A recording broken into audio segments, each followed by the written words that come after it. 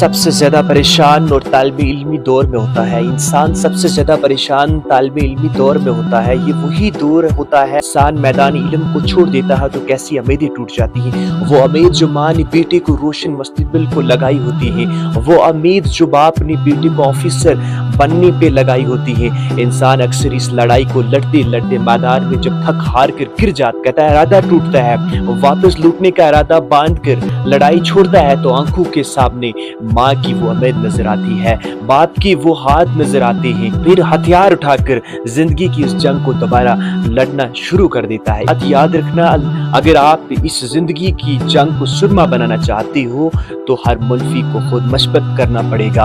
अपने हिस्से की लड़ाई खुद लड़नी पड़ेगी। तुम्हें खुद पर फेंकी N2 का रास्ता बनाना पड़ेगा, रास्ता सब्र का बनाना पड़ेगा, आजिज़ी का बनाना पड़ेगा, रास्ता मोहब्बत का बनाना पड़ेगा। लोग सारे आएंगे मगर तुम्हारी कामयाबी के बाद, लोग सारे आएंगे मगर तुम्हारी कामयाबी के बाद पहले कोई नहीं आएगा। और इस जिंदगी का असूल ये काबिलियत देने से पहले इंसान को ठोक बजा कर चेक करती है।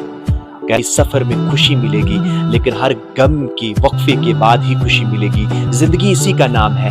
गमों और खुशियों के मजमू को बरकरार रखने के लिए और चलने के लिए फन आना चाहिए। इस जिंदगी के जीने का फन आ जाएगा। कहते हैं ना जिस हाल में जीना मुश्किल हो, कहते हैं जिस हाल में जीना मुश्किल हो इसी हाल में जीना लाजिम कर। कहता जिंदगी में कभी मायूस ना होना, जब भी थक हार कर बैठ जाओ ना तो खुदा से गुफ्तगू करना, अदब की जस्तजू करना। ये अक्सर भी होता है कि बंदा खो भी जाता है और मुकद्दर